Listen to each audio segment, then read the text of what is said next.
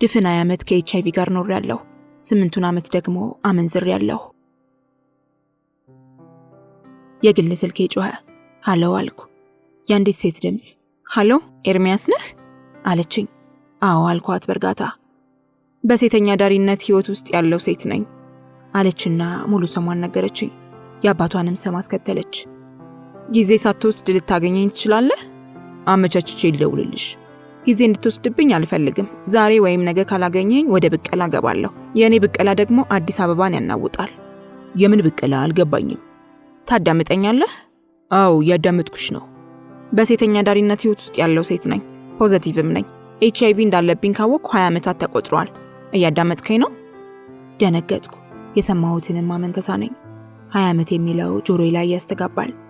እሷም እያዳመጥከኝ ነው እያለች ትደጋግማለች። ቀልቤን ሰብሰብ አደረግኩ። አዎ እያዳመጥኩሽ ነው አልኳት። ኤችአይቪ በደሜ ውስጥ መኖሩ የተረጋገጠው በ1983 ዓመተ ምህረት ነው። 8 ዓመት ሰርቻለሁ ስትለኝ ደነገጥኩ። 8 ዓመት በሴተኛ ዳሪነት፣ 8 ዓመት ኤችአይቪ ፖዚቲቭ ሆና። በ8 ዓመት ጊዜ ውስጥ ምን ያህል ሰዎች ጎብኝተዋት ይሆን? ምን ያህሎቹስ ፖዚቲቭ ሆኑ ስላሰብኩ እንዲህ እንደ ዛሬ ደንግጬ አላውቅም። ከኤችአይቪ ጋር የሚኖሩ ሴተኛ ዳሪዎች አጋጥመውኝ ያውቃሉ። በስራ ላይ ያሉም አሉ። ፖዚቲቭ ከሆኑ 1 ዓመት፣ 2 ዓመት፣ 6 ወር፣ ግፋቢል 3 ዓመት የሆናቸውም አውቃለሁ። የዚች ሴት ሁኔታ ግን አስደነገጠኝ። 8 ዓመት 8 ዓመት ሴተኛ ዳሪ ሆኛለሁ። አሁን ግን ብቀል አምሮኛል። የአዲስ አበባን ወንድ መበቀል እፈልጋለሁ። የወንድ ዘርን ሳላጠፋ ቶሎ አገኘኝ። ጊዜ መውሰድ የለብህም። የአዲስ አበባን ወንድ ፈጭዋለሁ አለችኝ። እንዳገኝሽ ከፈለግሽ ስራሽን ማቆም አለብሽ አልኳት። ስራዬን አቁሜ ምን ልበላ? ግድ የለም እሱን እኔና አንቺ እንነጋገራለን። ልታገኘኝ ከፈለግሽ ብቀላውን ብቻ ሳይሆን ስራውንም አቆሚ። የእውነት ትረዳኛለህ? አዎ ረዳሻለሁ። መድኃኒዓለምን ረዳሻለሁ። እኔ ብቻ ሳልሆን የኢትዮጵያ ሕዝብ ይረዳሻል። እሺ ስራውን ተዋዋለሁ፣ ግን እንደ ሌሎቹ ሰዎች እንዳትሆንብኝ። ተጎድቻለሁ። ወደ ብቀላ ከሄድኩ የአዲስ አበባው እንዲጠፋል ስትለኝ ውስጤ ተጨነቀ።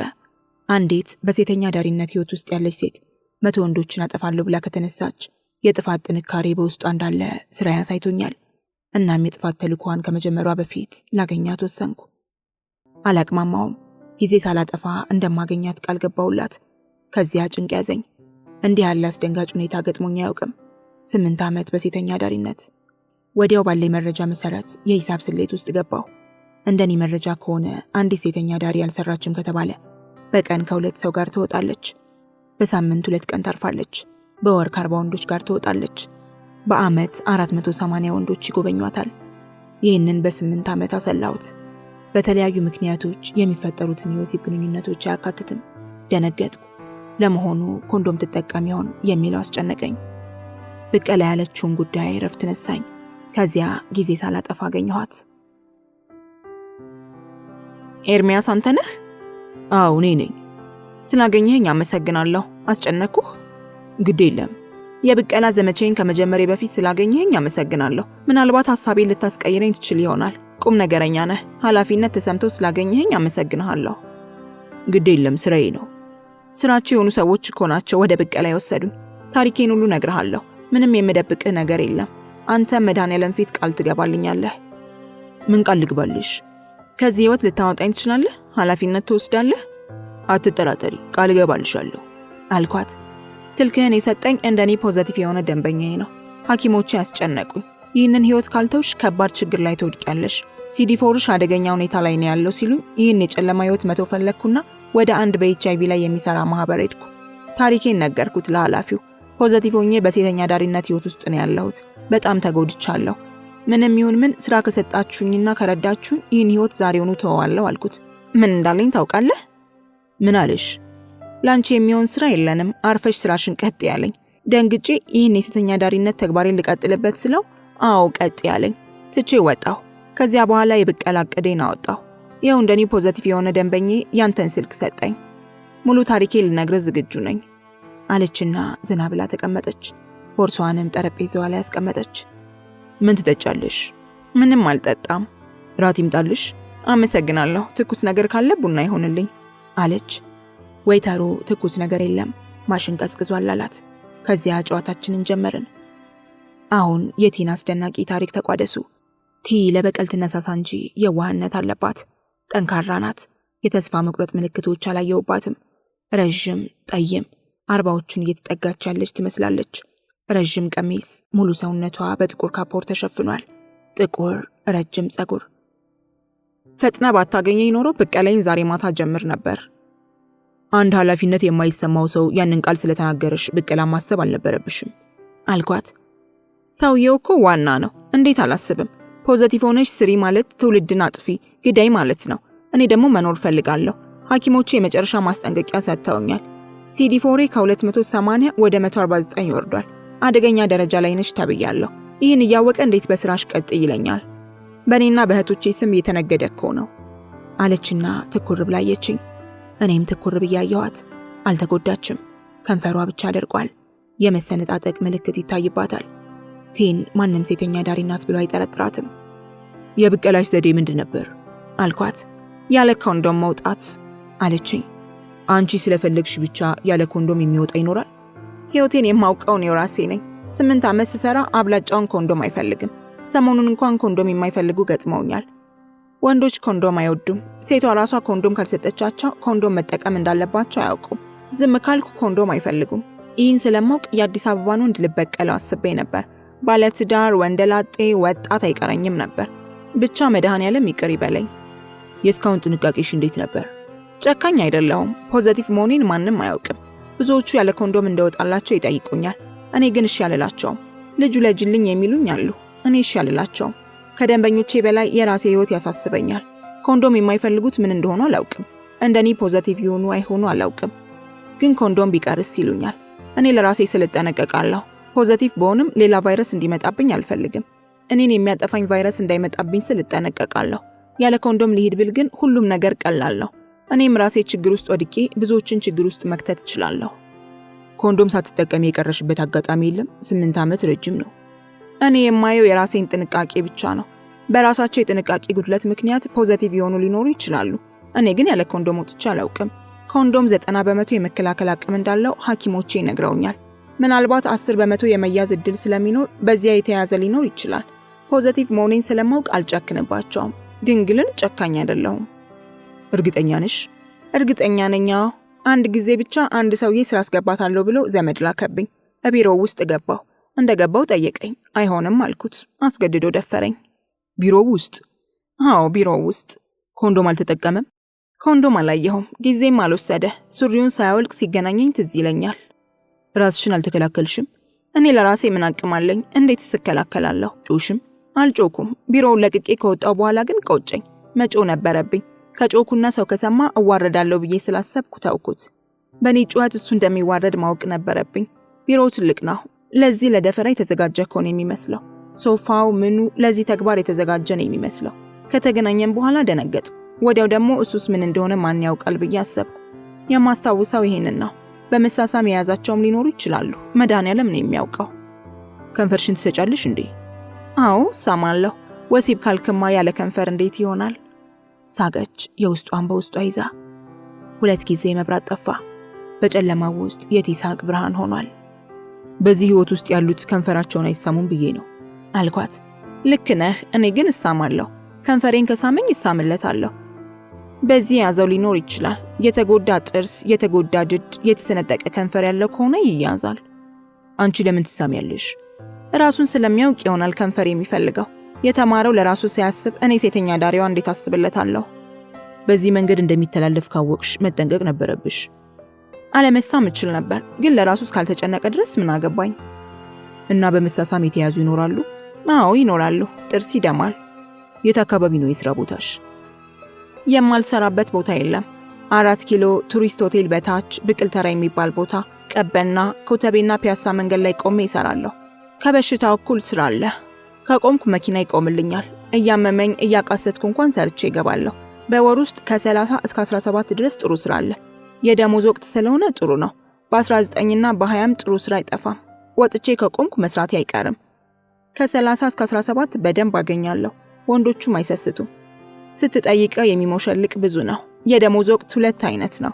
በፈረንጅ የሚከፈለው አለ፣ ባበሻ የሚከፈለው አለ። በፈረንጅ የሚከፈለው ገንዘቡን ሲጨርስ ባበሻ የሚከፈለው ይደርስልናል። አንተዬ የማትገምተው ሰው ብዙ ገንዘብ አለው። የት ተወለድሽ? የተወለድኩት አማራ ክልል ነው። የትውልድ መንደሬን ግን ባልነግርህ እመርጣለሁ። ግድ የለም ንገሪኝ። ደብረ ማርቆስ። ወደ አዲስ አበባ ለምን መጣሽ? በ1983 ዓ.ም ነው አዲስ አበባ የመጣሁት። ስመጣ እናቴ ቤት ከፍተኛ ችግር ነበር። የሚበላ አልነበረም። እኔም እህቶቼ የሚርበን ነበር። በቀን አንድ ጊዜ የሚቀመስ ከተገኘ ስለ እህል አናስብም ነበር። ረሃቡ ሲፈጀን መሀል ሀገር ሄጄ ሰርቼ ልብላ ብዬ 10 ብር ይዤ መጣሁ። በ9 ብር ከ45 ሳንቲም ተሳፍሬ አዲስ አበባ ገባሁ። ከዚያ የቤት ሰራተኛ ሆኜ ተቀጠርኩ። 10 ብሩን ያገኘሁት እናቴ ቤት ውስጥ የነበረ መዘብዘፊያ ሰርቄ ከሸጥኩ በኋላ ነው። ትልቅ መዘብዘፊያ ነበረን።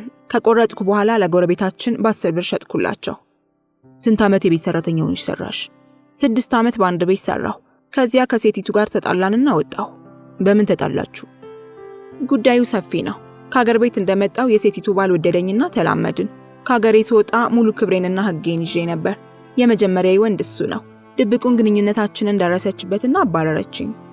6 ዓመት ሙሉ በድብቅ ፍቅር ውስጥ ነበራችሁ ማለት ነው? አዎ።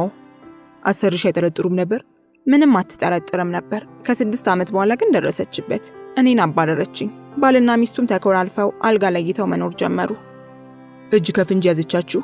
አልያዘችንም። በፍቅር ክንፍ ብለን ስለነበር ጎረቤቶቻችን በሁለታችን መሃል ያለውን ግንኙነት ደረሱበት።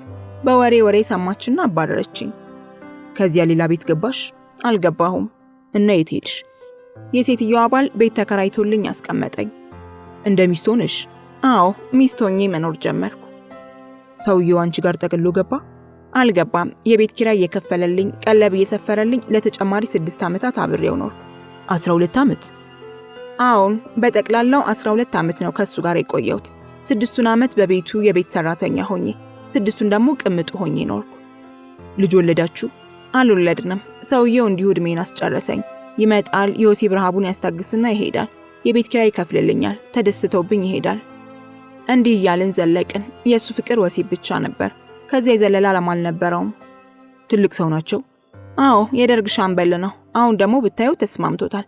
የጸረ HIV መድኃኒቱን እየወሰደ በርሜል አክሏል። እሳቸውን ፖዘቲቭ ናቸው? አዎ። አንቺንም ያስያዙሽ እሳቸው ናቸው ማለት ነው? አረ እሱ አይደለም፣ እኔ ነኝ ወደሱ ያስተላለፍኩት። እሱ ምን ያውቃል? እውነቱን ለመናገር ታማኝ ነው። ያን ያህል ዓመት ከኔና ከሚስቱ ውጪ ሴት አያውቅም ነበር። ሚስቱ አልጋ ስትለይ ደግሞ ከኔ ጋር ብቻ ነው የቆየው። ከሌላ ሰው ጋር ግንኙነት ነበረሽ አንቺ? ወንድ የማውቀው በሱ ነው። ሕጌን የወሰደው እሱ ነው ብዬ ይላ።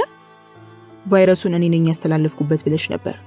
አልተሳሳትክም። በሽታውን የሰጠሁት እኔ ነኝ። እንዴት አድርገሽ? እስቲ ግልጽ አድርጊልኝ። ታሪኩ ብዙ ነው። እኔ የተያዝኩት እንደ ሴቱ ቀብጬ ወንዶችን ቀያይሬ እንዳይመስልህ። ምንም በማላውቀው መንገድ ነው የተያዝኩት። ሰውየውን የሚያስያዝኩት እኔ ነኝ። በ1983 ዓ.ም ከሀገሬ መጥቼ የቤት ሰራተኛ ሆኜ እንደገባው የሴትየይቱ እህት ታማ ተኝታ ነበር። ያቺ ሴት በጠና ታማ አልጋ ላይ ውላ ነበር። በተኛችበት ደም ያስቀምጣት ነበር። አይነ ምድሯን የምጠርግላት እኔ ነበርኩ። ምንም ሳልጠየፍ በደም የተጨማለቀ ሰውነቷን አጥብ ነበር። ልብሶቿንም አጥብ ነበር። የዋ ነበርኩ። ባላገርም ስለነበርኩ ምንም ሳልጠየፍ ደም የነካውን ልብሷን አጥብላት ነበር። በሽታ የያዘኝ በዚያን ጊዜ ነው። ይህን እንዴት አወቅሽ? በዚያን ዓመት በጠና ታምሜ ሻምበሎ ሐኪም ቤት ወሰደኝ። ሴትየይቱም ድብቁን ፍቅር ስለማታውቅና ተወደኝ ስለነበር አሳከሙኝ። ሐኪም ቤት ስመረመር የያዛት አዲሱ በሽታ ነው። አዲሱ ቫይረስ ነው። ታይፎይድም አለባት ብለው መድኃኒቶቹን ሰጡኝና 2 ወር ተኝቼ አገገምኩ። ሐኪሞቹ አዲሱ በሽታ ነው ሲሉ አንቺ ስለ በሽታው ምንነት የምታውቂው ነገር ነበር? ምንም አላውቅም ስለ በሽታው። ብሰማም ስለ አዲሱ በሽታ ምንነት የማውቀው አልነበረም። ይህ የተነገረው ለሻምበሉ ነው። ሻምበሉም ቢሆን ስለ አዲሱ በሽታ እውቀቱና ግንዛቤው ስላልነበረው ምንም አልመሰለውም። የታይፎይድ መድኃኒት ከወሰድኩ በኋላ አገገምኩ። በሽታውን እኔ ነኝ ያስተላለፍኩበት ያልኩ በዚህ ምክንያት ነው። የታመመችው ሴትዮዋ ዳነች ወይስ ሞተች? ወዲያው ሞተች። እንደዛ ታሞ ተሰቃይቶ የሞተ ሰው አይቼ አላውቅም። እኔ ግን መድኃኔዓለም ምስክሬ ነው፣ በጣም ረድቻታለሁ። የዋህነትን በለው ሞኝነት ምንም ሳልጠየፍ ሳልሰልች አይነ ምድሯንና ደሟን እየጠረኩ አስታምሚያታለሁ። መጨረሻው አላማረም እንጂ እግዚአብሔር የሚወደውን ሁሉ አድርጌያለሁ። አንድ ትልቅ ስህተት ተሳስቻለሁ ያልኩት ባልና ሚስቱ በእኔ ምክንያት መጣላታቸውና አልጋ መለየታቸው ነው። ከሻምበሉ ጋር ባልላመድ ኖሮ ጥሩ ነበር፣ ግን ልጅነት አሳሳተኝ። ወይ እንደ ሰው ባላለኝ ብዬ አግብቼ ወልጄ ከብጄ አልተቀመጥኩ፣ ወይ ጥሩ ኑሮ አልኖርኩ፣ ባከንኩ። ለእኔም ለሚስቱም ያልሆነ ሰው ነው። ኋላ ላይ ዞር በል አትምጣብኝ ብዬ አባረርኩት። በቤቱ 6 ዓመት በድብቅ ተፋቀርን። በውጪ ደግሞ 6 ዓመት ቅምጡ ከሆንኩለት በኋላ አረባ ሲለኝ አባረርኩት። ከአንቺ ጋር ትዳር መመስረት አልፈለጉም ነበር? በተደጋጋሚ አግባኝ ወይም ራቀኝ፣ አትጫወትብኝ፣ እድሜ ሄደ እያልኩ ብጨቀጭቀውም በእጅ አላለም። እሱ የሚፈልገው በየቀኑ በወሲብ መደሰት ብቻ ነው። ከተፋታው ንብረት አጣለሁ፣ ንብረት ደግሞ መካፈልና ማስወሰድ አልፈልግም ይለኛል። አሁን ቅርብ ጊዜ አብረን እንቁረብ አለኝ። ዞር በላልኩት። ሳያገባኝ ከኔ ጋር መቁረብ ይፈልጋል። ካባረርኩት በኋላ ብቻውን ቆረበ። ከቆረበ በኋላም ቢሆን እየመጣ ያስጨንቀኛል። እንደ ድሮ እንቀጥል ይለኛል። ስህተት ውስጥ የጨመረኝም ያሳሳተኝም እሱ ነው። ይቆጭሻል? አዎ፣ 6 ዓመት ሙሉ ድብቅ ፍቅር አስፈላጊ አልነበረም። ነውር ነው። በጣም ይቆጨኛል። በባልና ሚስት መሃል ጠብ እንዲፈጠር ምክንያት የሆንኩት እኔ ነኝ። ታማኝ አልሆንኩም። 6 ዓመት ሙሉ እንዴት ሳይነቃባችሁ ቀረ? ሴትየይቱ ስራ ስትሄድ ነው ድብቁን ፍቅራችንን የምንወጣው። እሷ ስትሄድ እንደ ባልና ሚስት እንሆናለን። እሷ ወደ ቤት ስትመጣ ደግሞ እኔ ገረድ፣ እሱ ባል እየሆንን 6 ዓመት ዘለቅን። ኋላ ላይ ግን ደረሰችብንና እኔም ተባረርኩ። ሴትዮዋን ፖዚቲቭ ሆኗል ማለት ነው? አንተ የእግዚአብሔር ስራ ድንቅ ነው። ሴትየይቱ ነፃ ሆነች። ግንኙነታችንን እንደደረሰችበት አልጋ ለይታ ነበር። ሻምበሉ ከኔ ጋር ሆኖ ከሷም ጋር ያድር ነበር። መድኃኔዓለም ግን ነፃ አደረጋት። ራሳችሁን ያወቃችሁት እንዴት ነው? ሻምበሉ በጠና ታመመና አጠቃላይ ምርመራ አደረገ። ከዚያ ፖዚቲቭ ሆኗል ተባለ። ሴትዮዋ ትመርመር ሲባል ምርመራ አደረገች። እሷ ነፃ ተባለች። ከዚያ መድኃኒት መውሰድ ጀመረ። ይሄ የሆነው መቼ ነው? በ1998 ዓመተ ምህረት። ከዚያ እሱ ራሱን እንዳወቀ ነገረኝ። የተያዝኩበትንም ምክንያት በ1983 የነበረውን አስታውሶ አጫወተኝ። በ1983 ዓመተ ምህረት የታመምኩትን ሁሉ አስታወስኩ። የሴትዮዋን ሁኔታ እንዴት ደሟን አጥብላት እንደነበር አስታወስኩና አንተ ከሚስት ውጪ ቀብጠህ ሸርሙጤ ያመጣኸው አይደለም፣ ያስተላለፍኩብህ እኔ ነኝ አልኩት። እሱም በ1983 ሐኪሞቹ ስለ አዲሱ በሽታ የነገሩትን ሁሉ አስታውሶ አጫወተኝ። አንቺስ ተመረመርሽ? አዎ፣ ሳሉል ሳላደር ሄጄ መርምሩኝ አልኳቸው። ሐኪሞቹ ተጨነቁ። የስነ ልቦና ዝግጁነት ያስፈልጋል። ነገ ነይ ሲሉኝ ዛሬ ካልሆነ አላድርም አልኳቸው። ወረቀት የለንም ነገ ነይ ሲሉኝ ልወቀው ብቻ እንጂ ማስረጃ አልፈልግም ብዬ ስጮህባቸው እየፈሩ መረመሩኝ። ፖዚቲቭ ሆንኩ። ደንግጠው ዝም አሉ። ከዚያ አረጋጋኋቸው። ታሪኬን ነገርኳቸው። በጣም ጠንካራ እንደሆንኩና መድኃኒት መጠቀም እንዳለብኝ ነገሩኝ። አመስግኛቸው ቤቴ ገባሁ። በዚያ ሰዓት የሴተኛ ዳሪነቱን ህይወት በደንብ ገብቼበት ስለነበር ወደ ስራዬ ወጣሁ። በዛች ታማሚ ሴት በሽታው ተላለፈብኝ። እኔ ደግሞ ወደ ሻምበሉ አሸጋገርኩት ብዬ ሁሉንም አጫወትኳቸው ለሐኪሞቹ። ያቺ የሞተችዋ ሴት ሰውነቷ አልቆ በላስቲክ ነበር የምትተኛው። የዋህነቴ ለዚህ ዳረገኝ እንጂ ቀብጬ አላመጣሁትም። ካረጋገጥሽ በኋላ ወዲያው መድኃኒት ጀመርሽ? አልጀመርኩም። መድኃኒቱን መውሰድ ከጀመርኩ ገና 2 ዓመቴ ነው። ሐኪሞቼ ናቸው በምክር እንድጀምር ያደረጉኝ። ከዚያ በፊት እታመማለሁ፣ ድናለሁ፣ ማታ ወጣለሁ። እንደዚህ እያልኩ ራሴን ጎድቻለሁ። መድኃኒቱን መጀመር አለብሽ ከተባልኩ በኋላ ግን መድኃኒቱን ለመልመድ ከ2 ወር በላይ በጠና ታምሜያለሁ። መድኃኒቱን በቀላሉ ለምደው አልቻልኩም ነበር። በኋላ ላይ ግን እየታመምኩም ቢሆን ለመድኩት። አሁን ጥሩ ደረጃ ላይ ነኝ ብዬ ሳስብ ደግሞ CD4 ወረደ ተባለ። ይህን ቆሻሻ ህይወት ለመተው የወሰንኩት በሐኪሞቼ ምክር ነው። ጥሩ ሐኪሞች አሉኝ። መተው አለብሽ ካሉኝ በኋላ የኤችአይቪ የምክር አገልግሎት ለማግኘት በ952 ነፃ ጥሪ ደወልኩ። እዚህ ያሉት ደግሞ እግዚአብሔር የመረቃቸው ናቸው። ሊመሰገኑ ይገባቸዋል። እውነቴን ነው የምልህ፣ እነርሱን ሳናግር ሕክምና የሰጡኝ ያህል የተሰበረው ልቤ ይጠገናል። ጥሩ ሰዎች ናቸው። ምን አደረጉልሽ? ልቤ ተሰብሮ ሳለ ደወልኩላቸው። ታሪኬን ነገርኳቸው። አበረቱኝ። የተሰበረው ልቤን ጠገኑት። ድጋፍ ሊያደርጉልኝ ይችላሉ ያሉትን ከ5 በላይ ድርጅቶችን ጠቆሙኝ። በኤችአይቪ ላይ የሚሰሩትን ማለትሽ ነው? አዎ፣ ይረዱሻል፣ ሂጂና ሞክሪ ብለው አድራሻ ሰጡኝ። ሞከርኩ። ይሁንና አንዳቸውም አልረዱኝም። ወደ አንዱ ሲሄድ ፎቶ ካላመጣሽ ተባልኩ። ፎቶ ሰጠው። ወዲያው ተነስቼ ወዲያው መታወቂያ ተሰጠኝ። አባል ሆንኩ። ፖዚቲቭ ሆኜ በሴተኛ ዳሪነት ህይወት ውስጥ ነው ያለሁት። በጣም ተጎድቻለሁ። ምንም ይሁን ምን ስራ ከሰጣችሁኝና ከረዳችሁኝ ይህን ህይወት ዛሬውኑ ተዋለው አልኳቸው። በተለይ እኔን ያነጋገረ ባለሙያ ላንቺ የሚሆን ስራ የለንም፣ አርፈሽ ስራሽን ቀጥ ያለኝ። ይህ ማለት እኮ ሴተኛ ዳሪ ሁኚ፣ ህዝቡንም ወደኛ ማህበር አምጪ፣ የአባሎቻችንን ቁጥር ከፍ አድርጊልን ማለት ነው ብሎ አሰናበተኝ። አላለቀሰችም፣ ግን አይኖቿን ባቀረሩ። ነፃነት፣ ደስታ፣ ንጽህና፣ ፍቅርና ሰላምን ፍለጋ ወደ ትክክለኛው ሰው ሄደች። ሰውየው ነፃነቷን፣ ደስታዋን፣ ፍቅሯንና ሰላሟን ነጠቃት። እሷም ለመበቀል ወጣች። ሐዘን፣ ጥላቻና በቀል እንዲሁም ጉድፈት አደረባት። ጭፍግግ ያለ ፊቷን ፈታ አደረገችው። ቦርሷን ነካካች። ከዚያ ቀጠለች። የሴተኛ ዳሪነት ተግባሬን ልቀጥልበት ስለው አዎን አለኝ። ከዚያ ትቼ ወጣሁ። ታዲያ በእኔ ላይ ትፈርዳለህ? በእኛ ስም በሚሊዮን የሚቆጠር ገንዘብ ይመጣል። እኛ ግን አፈር እየላስን ያለ ነው። በዚህ በሽታ ስንቶቹን ቀብሬያለሁ፣ ስንቶቹን አስታምሜያለሁ። የደረሰላቸው የለም። አባሉኜ ቁጥሩ ከፍ አለ። ምናልባትም መለመኛ ሊያደርጉን አስበው ይሆናል። ካንተ ጋር ቀጠሮ ከያዝኩ በኋላ ወርቄን ሸጫለሁ። ይህን ህይወት ካልተውሽ አደገኛ ሁኔታ ላይ ትወድቂያለሽ ስላሉኝ ያለኝን ሸጬ ተዘጋጅቼ የጠበቅኩ ነው። ስንት ግራም ወርቅ ሸጥሽ? 3 ግራም። ስንት ካራት? 18። ስንት ብር ሸጥሽው? በ300 ብር ሸጥኩት። 900 ብር ተቀበልኩ። ወርቅ ተወዷል፣ ሸውደውኛል። እንደ አዲስ አቅልጠን ስለሆነ የምንሰራው አያዋጣንም አሉ። ቆጭቶኝ ነበር ግን ቻልኩት። ለነገሩ እንኳንም ሸጥኩት። የኃጢአት ገንዘብ ነው። በዝሙት የገዛሁት ወርቅ ነው። በእርግጥ ይህ ትልቅ ወንጀል ነው። የሰውየውን ስም ንገሪኝ። የኃላፊውን? አዎ። ስሙን ነገረችኝ። የአባቱንም ስም አከለች። ኃላፊነቱንም ነገረችኝ። ሰውየውን አወቅኩት። ወደዚህ ህይወት እንዴት ገባሽ? ማን መራሽ? ማንም አልመራኝም። አንድ አስቀያሚ አጋጣሚ ነው ይህን ህይወት ያሳሰበኝ። አንዲት ዘመዴ ቤት ክርስትና ተጠራውና ያሉኝን ልብሶች አጣጥቤ ሽክ ብዬ ሄድኩ። በላን፣ ጠጣን፣ ተደስተን ተመራርቀን ወጣን። እኔም ሳይመሽብኝ አውቶቡስ ይዤ ለመሄድ ፌርማታው አካባቢ ቆሜ ሳለሁ አንድ መልከ መልካም ሰውዬ መኪና ይዞ ነይ ልሸኝሽ አለኝ። ተለቅ ያለ ሰው ነው። በዚያን ጊዜ ያ ቅምጥ ያደረገኝ ሰውዬ ከሚሰጠኝ ውጪ ሌላ ገቢ አልነበረኝም። የእሱን እጅ ነበር የምጠብቀው። ያችን የአውቶቡስ እንኳን ባድን ብዬ ገባሁ። ክርስትናው 4 ኪሎ አካባቢ ነበር። ሰውዬው ይጫነኝም 4 ኪሎ አካባቢ ነው። ከዚያ ወደሚፈልግበት ይዞኝ ሄዶ አደረግን። በቃ ገባሁበት። ወዴት ሄዳችሁ? በግልጽ ሁሉንም ንገሪኝ እስቲ። ልሸኝሽ ብሎ ሲለኝ ገባሁ። ወደ ቀበና አካባቢ እንደደረሰን ሻይ ቡና እንበል አለኝ። ምን አይነት ጥሩ ሰው ነው ብዬ ገባሁ። ምሳ በላን። ከምሳ በኋላ ወድጄሻለሁ እንተኛ አለኝ። ተኛሁ። ወዲያው ሻልሽ? እኔ እኮ ሽማግሌውን ሻምበል ብቻ ነው የማውቅ በሕይወት ዘመኔ። ሌላው እንዳላውቅም ነበር። ይህ ሰው ደግሞ በመኪና አንቀባሮኝ ጥሩ ምሳ ጋብዞኝ አክብሮኝ እንተኛ ሲለኝ ወደድኩት መሰል እሻልኩት። እዚህ አልጋ ይዘን ተኛን አደረግን። በጣም ጥሩ ሰው ነው። ሴት ያከብራል። ሁሉ ነገሩ ስርዓት አለው። የኔ ሰፈር ራቅ ስለሚል ትንሽ ሸኘኝና 200 ብር ሰጠኝ። ለአንዳንድ ነገር ይሆንሻል ብሎ ሲሰጠኝ እንዲህም አለ እንዲህ ብዬ አሰብኩ። 200 ብር ለኔ ስንት ወር ፈግቼ የማገኛት ብር ናት። ሻምበሉ ክብሬን ወስዶ የወሲብ ረሃቡን እያስታገሰ እንኳን ክብር ሰጥቶኝ ስለማያውቅ ገረመኝ። ቤቴ ከገባው በኋላ አሰብኩ። እነኛ ሴተኛ ዳሪዎች የሚባሉ ሴቶች ይህን ሁሉ ብር ያገኛሉ ብዬ አሰብኩና እንደነርሱ መሆን አማረኝ። ልብሶቼን አጣጥቤ በሁለተኛው ቀን ማታ ሴቶቹ የሚቆሙበት ቦታ ሄጄ ቆምኩ።